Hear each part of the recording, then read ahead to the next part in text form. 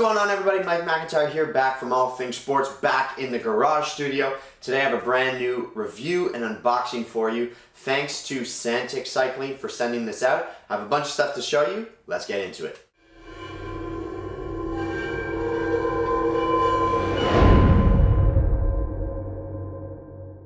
Before we begin, you guys know the drill. Hit the like button, hit the subscribe button, hit the bell notification. Take care of those three things. Let's get into this brand new review. What's up, everyone? Mike McIntyre, All Things Sports. So excited that you're here. Thank you for stopping by as always. And today we have a very cool video. This is brought to you by Santic Cycling. They reached out to me and asked if I'd be interested in reviewing some of their products. I had a bit of choice in terms of what I wanted to review. So they sent out a pair, actually a couple of things really. They sent out 2 pairs of cycling shoes, a pair of overshoes for the winter, a couple of pairs of pedals, and some cycling socks. So I'm going to show you all of these items here. We're going to review them. We're going to get out on the bike, even though it's freezing here in Canada. We have a really beautiful day today. I'm going to get out, try and ride them, and tell you a little bit about the products that you see here today.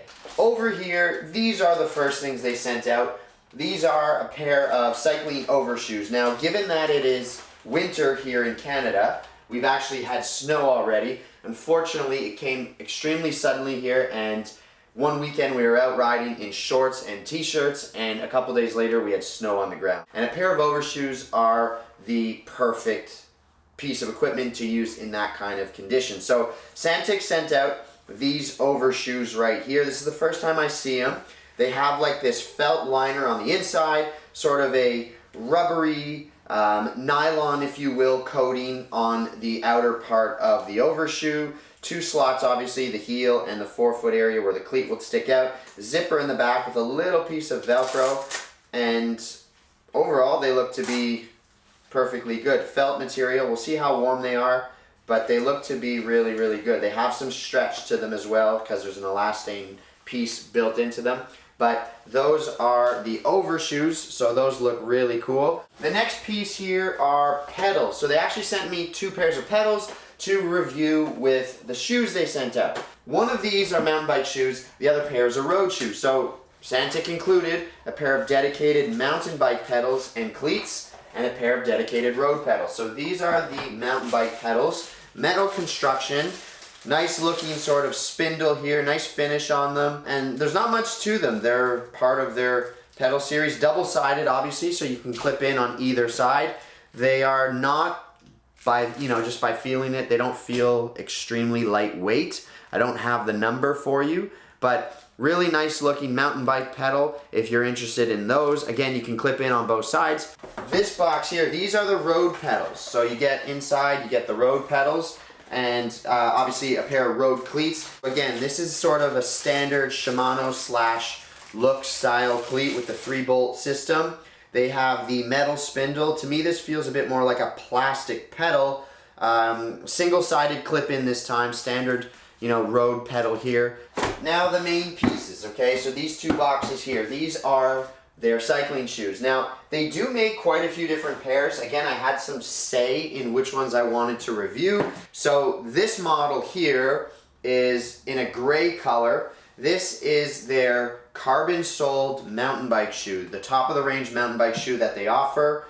They have the color code gray. They don't really have a name to them, but it's a pretty cool box. You can unbox it here. It kind of opens up and presents you this packaging, if you will. So we're gonna take the shoes out and I'll show you a little bit about them. They have 2 different colors. This is the gray version. It is their carbon-soled mountain bike cleat, or shoe I should say, with mountain bike cleats on the bottom. So you can see it's got a little bit more of a pronounced rubbery plastic piece to allow you to walk a little bit more comfortably with a mountain bike cleat. And you can see I've already put the mountain bike cleat in the middle. There are 2 BOA dials. Now, BOA is actually a manufacturer's name. It's a brand. These are not BOA, but it's the same idea where you use this sort of rotary system to tighten the shoes up. So there are 2 dials here.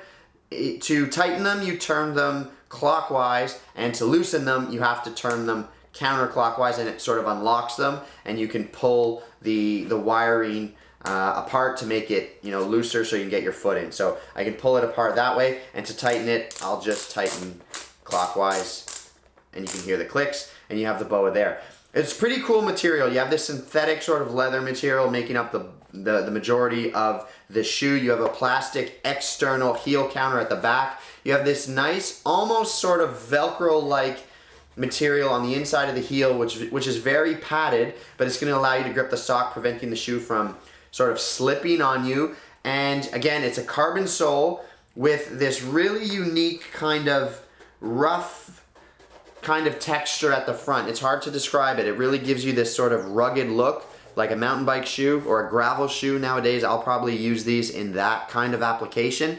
They're not super lightweight, obviously. It's a mountain bike shoe, so they're not designed to be the lightest, most breathable, stiffest thing in the world. They do have a carbon sole, so the stiffness is there. Really nice quality. I like the fact that you get the dials to tighten the shoe up. I think that's super modern and I think it's very desirable in a pair of cycling shoes, and we've seen it used across all major brands, and all the high-end stuff come with the dials. And last but not least, we have their road shoe. Now, they do make quite a few different road shoes. This one is called the Polar model, I believe. Again, it's carbon soled. They have a couple of different colors. These ones are going to be in red. It's their Polar carbon soled shoe. So, slip open the box. You get a string bag in the box as well. It's very cheap if I'm honest with you. So here we go again. So again, there is one dial on this one and 2 Velcro strips, and the tag says loosen, don't pull knob to tighten. So you have to loosen them in one direction going counterclockwise and tighten it going clockwise. There's a look at the road shoe. Again, this is their red color, and overall, it looks quite nice. It has a carbon sole on it again. Very, much lighter than the mountain bike shoe. You have one rotary dial here and then 2 Velcro pieces to help, get that enclosure over. It is somewhat similar to Shimano's S-Fire in a way that it has this wraparound design. There is no external heel counter on the back of these ones, but you have that similar grip-like material in the heel. This is more of an internal heel counter. It has sort of this synthetic leather base. It does look to be a relatively wide toe box, which looks to be good for someone like me with wide feet. This is something that I've been sort of craving in my cycling shoes. My first and only pair to this point has been a pair of Giro shoes, and I find them to be a little bit too narrow for my feet, and there are 3 Velcro straps to close them. This will be my first pair with some BOA dials on it, and I'm looking forward to it. I think the mountain bike shoe is going to give you that nice, little bit more comfortable feeling, a little heavier obviously, but more of a rugged, tough kind of background. You can feel it in the weight. I think these would be good for mountain biking, for gravel riding, any kind of long distance touring where you want something that might just be a little bit more comfortable and something that you could potentially walk in. This one is much more of a road shoe, obviously, carbon soled, a little stiffer, a little bit lighter, more breathable, less material to it, hence the lightweight of it. But yeah, 2 really decent looking shoe options. Let's head on over to how they fit, how they feel, and let's get out and ride in them. All right guys, so really windy, late November ride outside. It's a beautiful day, but yeah, it is cold. So I just wanted to say something quickly about the Overshoes. The Overshoes are excellent. I like the way they fit. Moving on to the shoes, I'm wearing the mountain bike shoes first. The gravel mountain bike shoes. I hate starting off with a negative, but overall the shoes are really good. There's just one really big issue. The collar right at the top of your foot where your ankle meets your foot. The flexion point at your ankle at the top and bottom of pedal strokes causes your foot to flex, right? So because of the way the shoe's designed and how that piece comes up so high, you really feel this pressure point digging into that flexion point on your ankle and top of your foot. And honestly, it's the only thing I can think about right now. But the room of the shoe, the fit of the shoe, other than that point, the carbon sole, the stiffness, everything is good. It's just that one point. All right, so I'm about 45 minutes into the ride, and the shoes, the upper at least, right? Because you want the sole to be stiff, hence, the carbon sole. You want that to be stiff to put the power down, but the upper softened up a little bit, so it's not hurting me as much around that ankle area as before, which, I mean, obviously that's a good thing, right? I think with enough time, you'll be able to soften that upper up and just get that pressure point to not dig in as much. And other than that, like I said, the shoe, like I tried to put the power down a little bit before. Feels nice and stiff, really well planted, enough support. Everything about it is good. It's just that pressure point is so in your face. It's so out there. That's the only thing you can think about.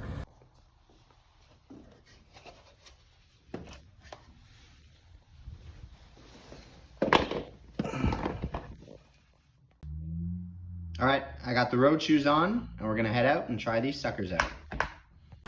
All right, guys, so here we are. We're about 7 kilometers, 15 minutes or so into my first ride with the road shoes, the Santic Polar road shoes. And honestly, I'm very impressed. Now, part of it is because in 3 years of cycling, this is the very first time that I've used dedicated road pedals. I was using mountain bike pedals for the first few years. So having that wider platform, that 3-bolt cleat, I just feel like I'm getting the power down so much more efficiently. So honestly, I'm loving this because it really feels efficient. Feel like I'm getting the power down.